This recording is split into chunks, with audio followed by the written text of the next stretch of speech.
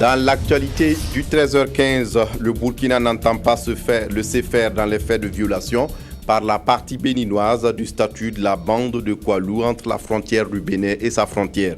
Le ministre en charge de l'administration territoriale s'est rendu hier sur les lieux pour rassurer les populations du soutien du gouvernement. Images et commentaires dans ce journal.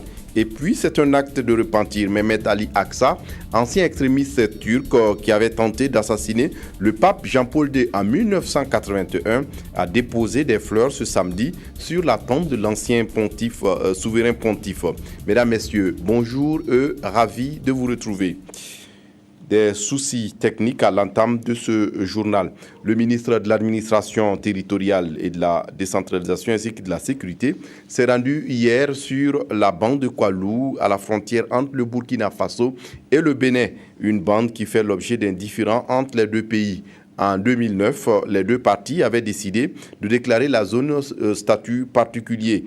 Ces dernières semaines, la partie béninoise a violé cet accord, rendant problématique la paix dans la région.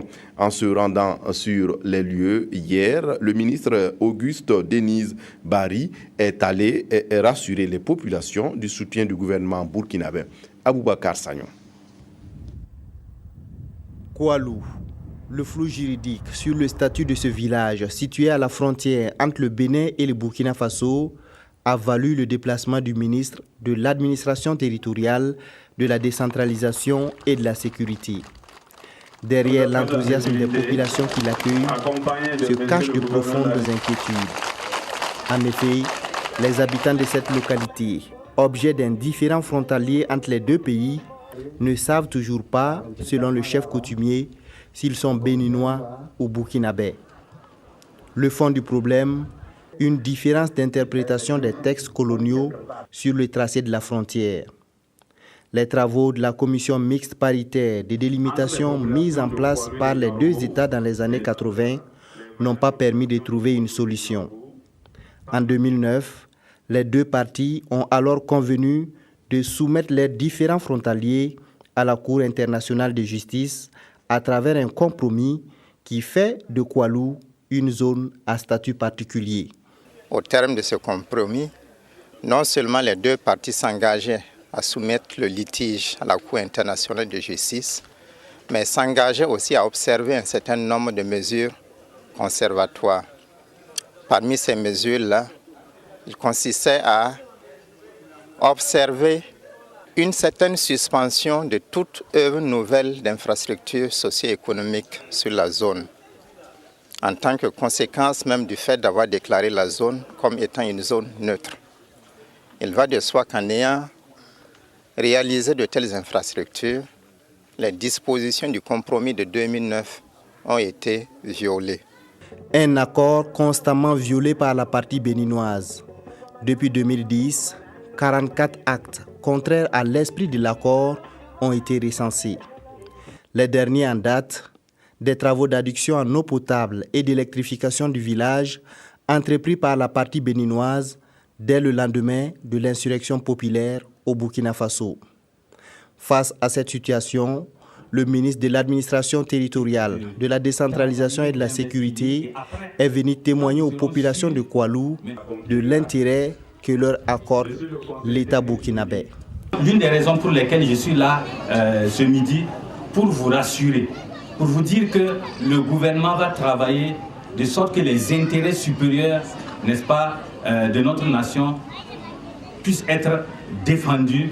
Le Burkina reste attaché au premier engagement, n'est-ce pas, de faire en sorte que cette affaire soit réglée pacifiquement, parce que le Burkinabé a toujours été épris de paix. Le Burkinabé a toujours été acteur, n'est-ce pas, promoteur de paix. Et c'est pourquoi les liens d'amitié et de fraternité entre voisins sont sacrés pour les Burkinabés. Le ministre a aussi expliqué aux populations de Koualou les raisons de l'insurrection populaire de fin octobre. Auguste Denise Barry leur a demandé de faire confiance aux autorités de la transition qui ont besoin du soutien de tous les Burkinabés pour atteindre les objectifs de la transition, notamment l'organisation des élections générales en 2015, la lutte contre la corruption, l'injustice et l'insécurité. Les populations de Koualou, par la voix de leurs chefs coutumiers, ont exposé leurs préoccupations. Celles-ci se résument au manque de CEG, de postes de police et de gendarmerie et au manque d'éclairage au CSPS du village. Séance tenante, le ministre a promis une ambulance pour le CSPS. Les autres préoccupations seront transmises aux plus hautes autorités pour examen. Auguste Denise Barry a achevé son séjour à Koualou par la visite du CSPS et des infrastructures récemment construites par la partie béninoise. Le ministre s'est également rendu sur les lieux considérés par chaque partie comme étant la frontière. Pour le Bénin, c'est ces petits ponts qui matérialisent la frontière, alors que pour le Burkina Faso, c'est le pont du fleuve Pendjari qui marque la limite entre les deux territoires. L'incivisme fiscal constitue un des obstacles au développement économique du Burkina Faso. Le ministère en charge de la promotion civique en est conscient et organise à Bobo-Dioulasso des sessions de sensibilisation des acteurs économiques. Cette semaine, il s'agissait d'évaluer l'impact de cette session de formation. Christine Koulibaly nous en dit un peu plus.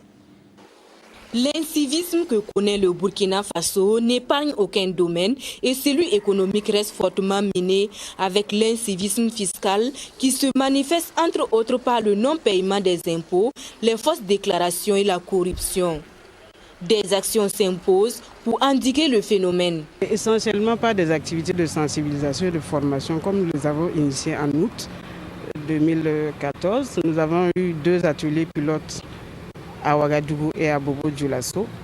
Et ces 2 ateliers pilotes-là avaient pour objectif de renforcer donc la promotion du civisme en matière fiscale auprès des acteurs économiques. Et aujourd'hui, il s'agit d'évaluer la portée des 2 ateliers pilotes.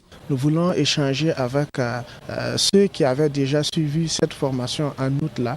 Comment est-ce que sur le terrain, ils ont pu mettre en pratique ce qu'ils ont appris il y a maintenant 4 mois. Sur le terrain, la formation semble porter des fruits. Au niveau de la mentalité, de savoir en payant mes impôts ce que ça peut valoir pour le pays. Ça permet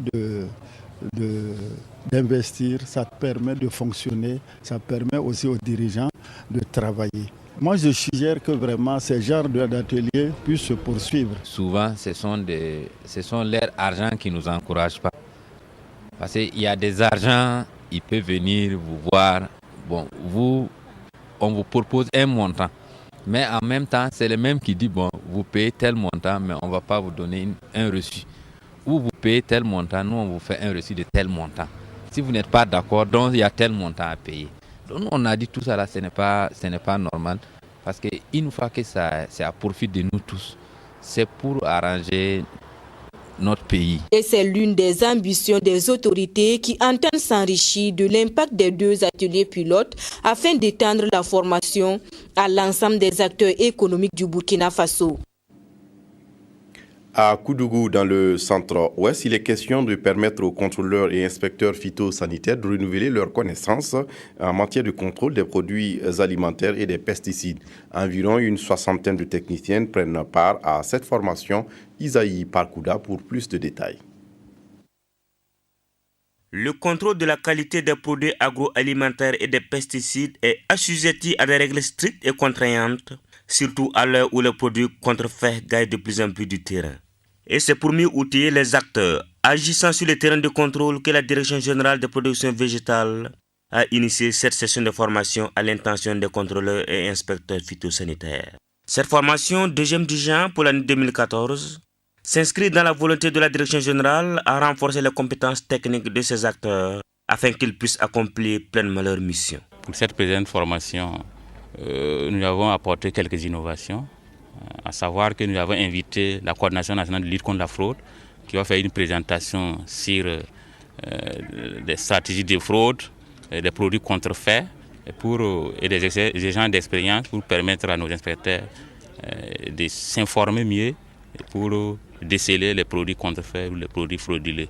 Venus des différents postes de contrôle, notamment des frontières, ces contrôleurs et inspecteurs ont 72 heures pour mettre à profit leurs connaissances de façon à pouvoir améliorer la qualité et la compétitivité des produits agricoles au Burkina Faso d'une part et limiter l'introduction des organismes nuisibles sur le territoire national d'autre part. Faisons 3 types de contrôles, à l'importation, à l'exportation et en transit. Bon, il faut comprendre qu'à Saint-Quincy, c'est une frontière et il y a pas mal de gens qui fraudent, qui passent avec des motos, d'autres par des camions qui ne passent pas forcément par la douane.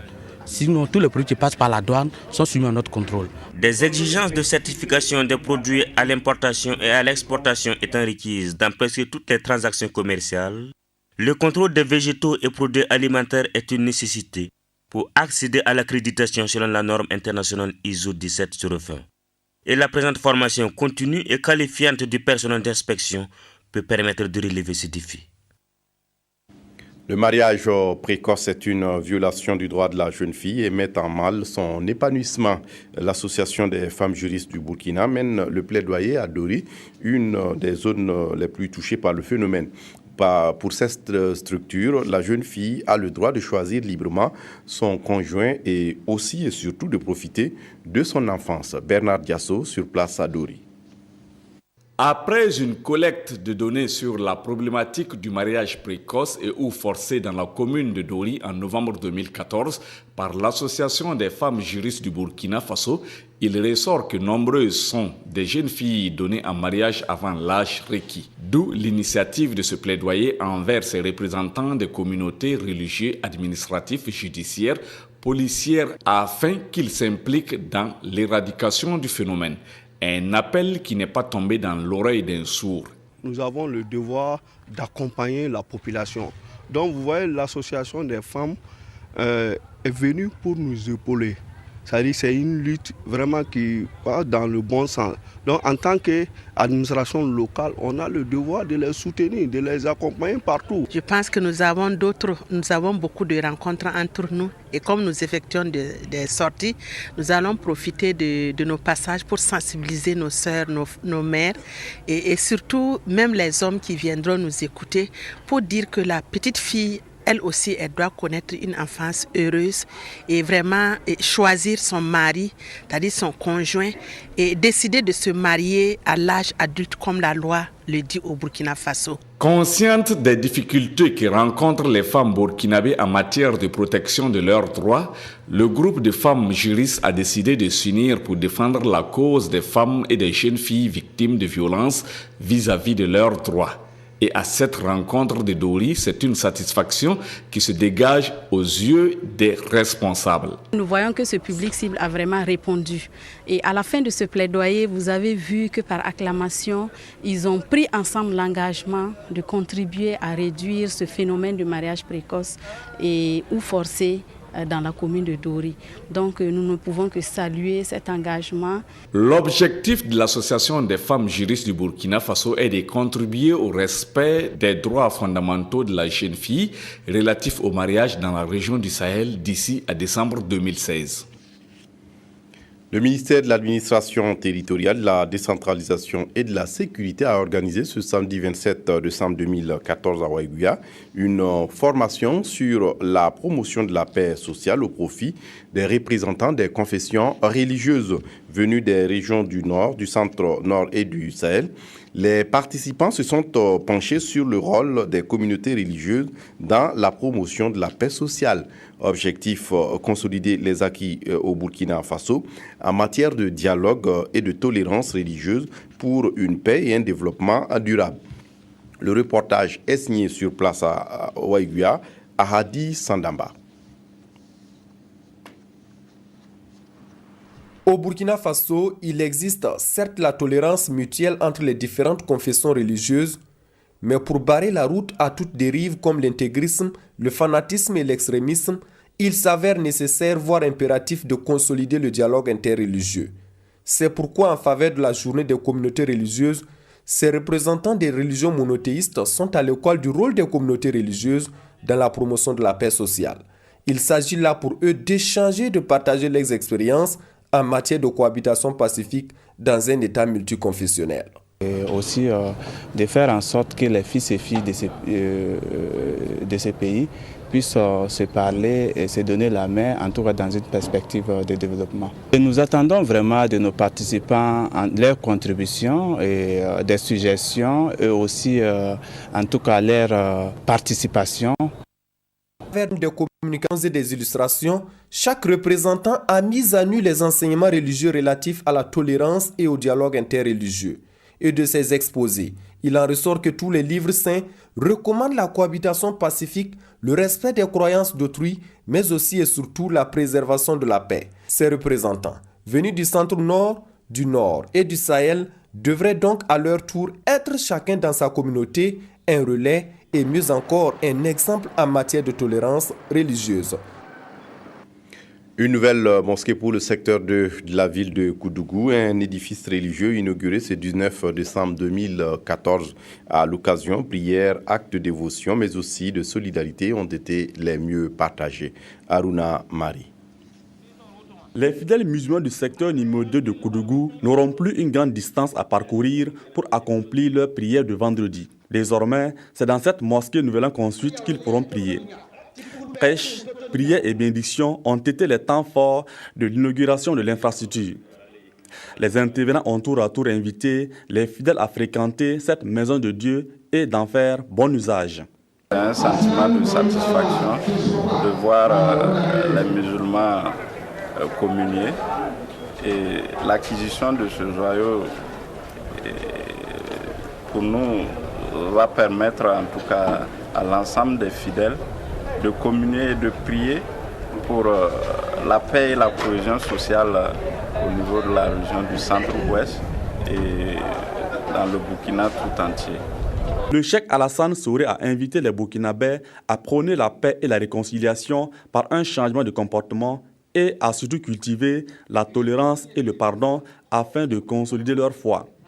La prière à cette inauguration a été dirigée par le cheikh Mahamadi Ali Sissé, venu de Kaolack au Sénégal. L'islam, c'est une religion de la paix. Ouais, et les mosquées, c'est des maisons de la paix. Que la première maison dans l'islam, c'est la mosquée du prophète Mohammed sallallahu alayhi wa sallam. Tu trouves là-bas une porte de la paix qui est que la plus importante de l'islam, c'est ce que nous on fait dans les mosquées. La fin, c'est la paix. Les fidèles musulmans ont salué les efforts du donateur et souhaité qu'ils puissent perpétuer ce genre de gestes dans d'autres localités du Burkina. Voilà, c'est tout pour ce journal. Demain, une nouvelle équipe du 13h15 vous retrouvera avec beaucoup de plaisir. Merci de l'avoir suivi. Très bonne suite de programmes sur la RTB. Au revoir.